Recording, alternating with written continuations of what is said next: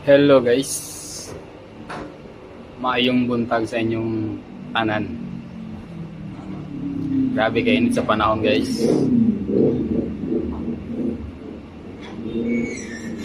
Grabe init ng panahon.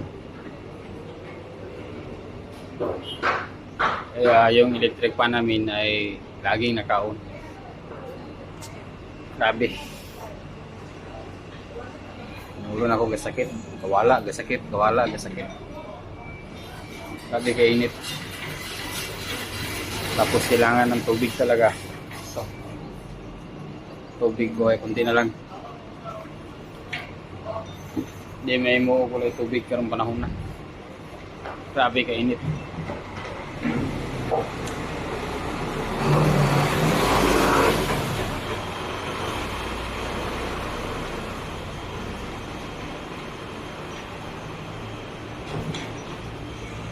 Grabe.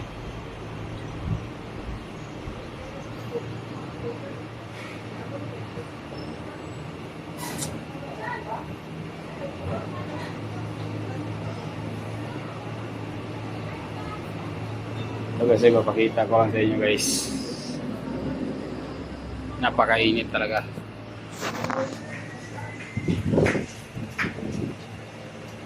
Ah.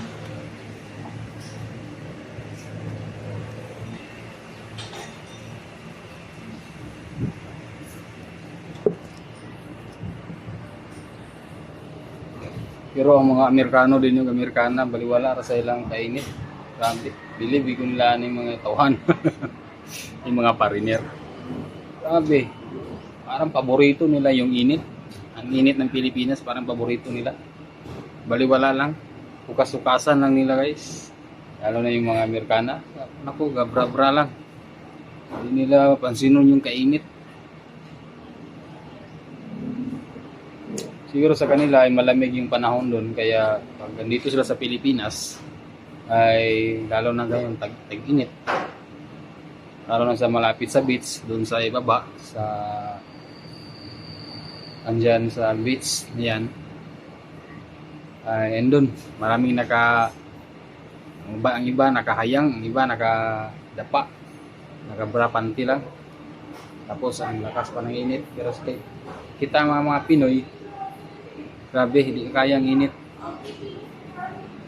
So sa kanila, baliwala lang.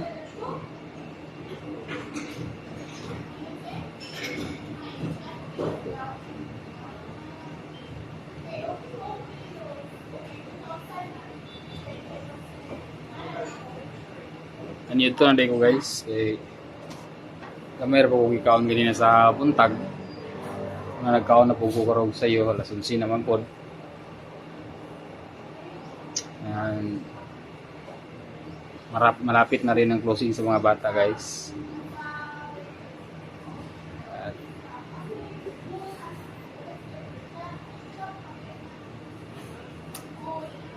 medyo na rin ako na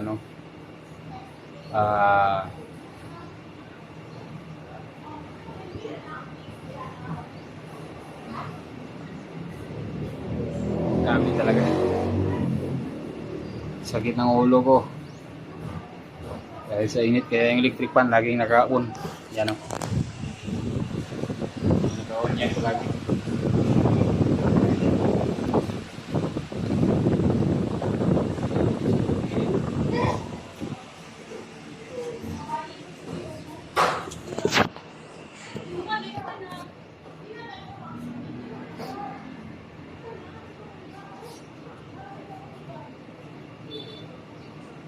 Nakapag-desisyon ako kami na karon siguro ang sunod ting klase sa mga bata, doon na sila sa Mindanao at sana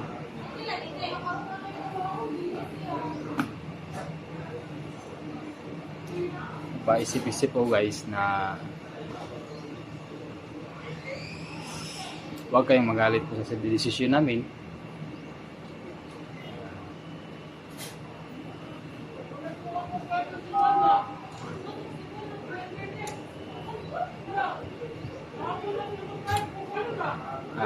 malalaman Tama nyo yan guys. Ano, kasi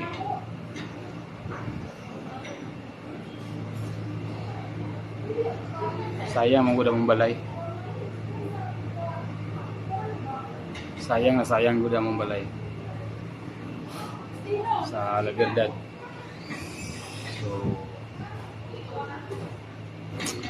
bago kami makauwi doon, ay maano muna doon sa kuryente. Kapatawaran na mo sa kuryente. So, unta, makapatawad sa kuryente atong balay na mo. Para pag-uwi namin doon ay meron ng kaugalingong ilaw ng bahay namin. At meron na din ano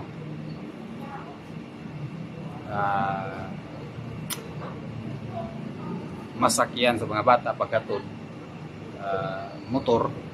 Sana makakuha tayo ng motor guys para magkapag-simula tayo ulit doon. Pag makauwi tayo, magkapag-simula tayo ulit sa panuroy sa isda. Yun lang talaga ang ano namin. Makakuha kami ng motor. Pag makakuha kami ng motor ay maaari na kaming umuwi. Doon na kami titira sa bahay namin na pinaghirapan natin noon. Kasi dito, ano dito, mahirap dito pag wala tayong trabaho. So, pag boarding house talaga, mahal ang boarding house din. So, igo-igo ra gid sa nga mong paano rin. Ang income yung tata, igo-igo ra. Makapag-iskila sa mga bata, makapagbaon, at makapagbayad sa rental. At yun, ang goal natin dito ay makakuha tayo ng motor bago tayo makauwi.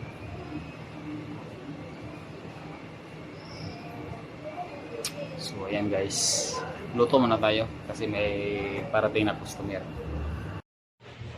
Hello guys, good morning. Batik Kanyag. Good morning sa inyong lahat. Mga pila guys, tayo kopi.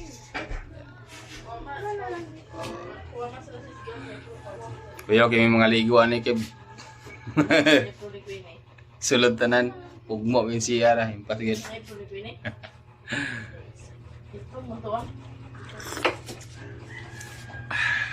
Mahauta kay Jote. Jote na po guys.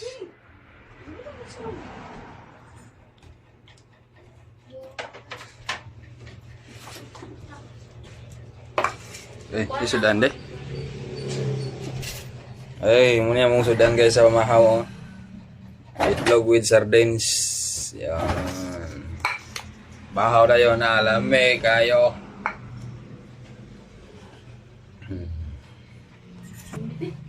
Number na ako ba active eh? Bongs. Lame kayo guys. Tapos natay ihatag regalo. Ito guys oh. Para sa mga bata ni nga pahumot guys kay Kulits man. Yeah. Kulits. Yun na diba? Asa lagi kan? Para na sa inyong ilok. Bawa mong ilok.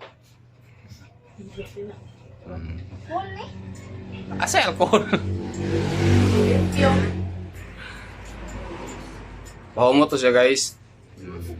Umot kina. Ano ikan deh? Hindi utang mo kuna-kuna. Pagbisa ito ba? Ito standard siguro ng... Hindi utang mo kuna-kuna ng Kulits. 160. Blomberg sa buhay.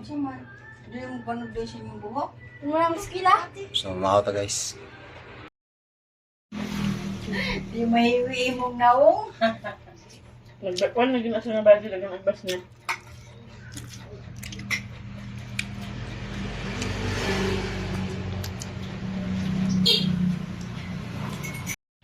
Hello guys! Another day. Sumpay lang sa itong video kahapon dito sa tindahan.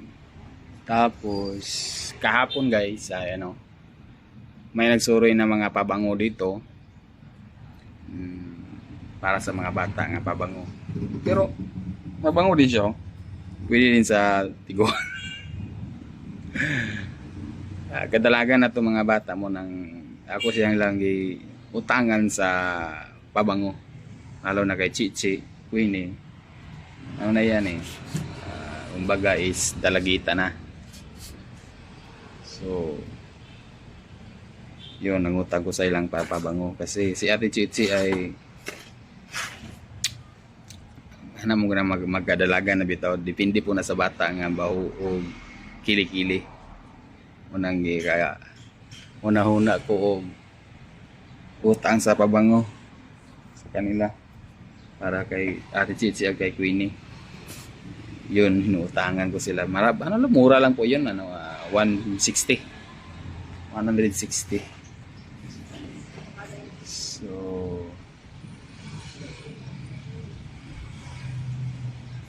yun. At update ko kayo sa sa motor ko na ginagamit ko ngayon, guys.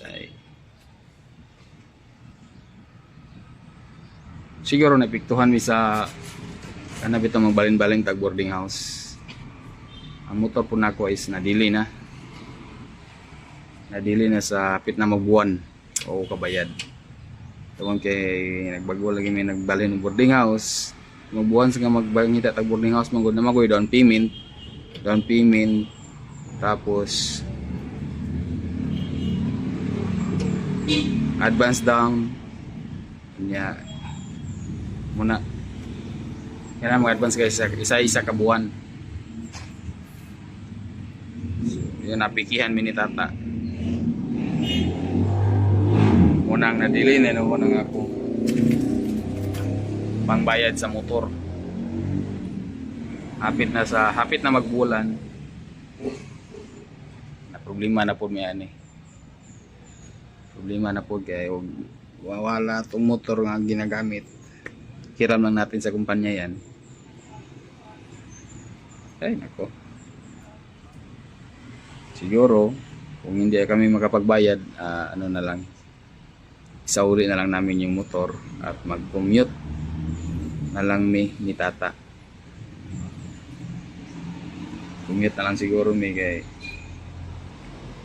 ang month na ang binulan sa motor is 3,500 and 3 years po yan.